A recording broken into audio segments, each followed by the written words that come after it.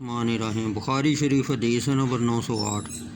عطا ابن ابی رباح حضرت جابر بن عبداللہ سے روایت کرتے ہیں، وہ کہتے ہیں کہ نبی اکرم صلی اللہ علیہ وسلم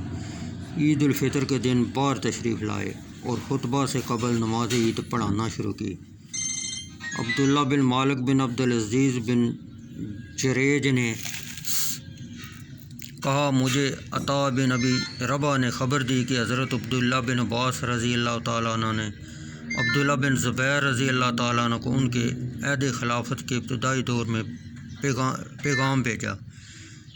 کہ نبی اکرم صلی اللہ علیہ وسلم کے زمانہ مبارکہ میں نماز الفطر کے لیے اذان نہیں دی جاتی تھی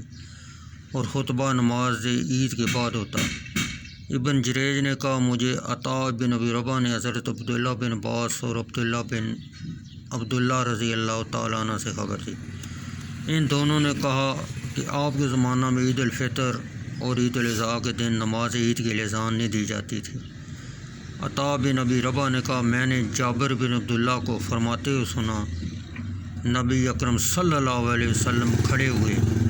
اور نماز عید پڑھنا شروع کی، پھر نماز عید کے بعد لوگوں کو خطبہ دیا، اور جب آپ نماز سے فارغ ہوئے تو ممبر شریف سے اترے اور عورتوں کے پاس تشریف لائے اور ان کو واضح و نصیحت فرمائی، اور آپ حضرت بلال رضی اللہ تعالیٰ عنہ کے ہاتھ پر تکیہ لگائے ہوئے تھے اور حضرت بلال رضی اللہ تعالیٰ عنہ اپنے کپڑے کو پھیلائے ہوئے تھے اور عورتیں اس میں صدقہ کا مال ڈال رہی تھیں۔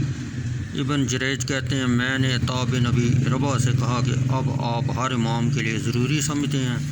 کہ وہ عورتوں کے پاس آئے اور نماز عید سے فارغ ہونے کے بعد ان کو واضح و نصیحت کرے۔ عطا بن ابی رباح نے کہا، یہ ائمہ کرام پر ضروری ہے اور ان کے لیے کیا ہے جو ایسا نہ کریں۔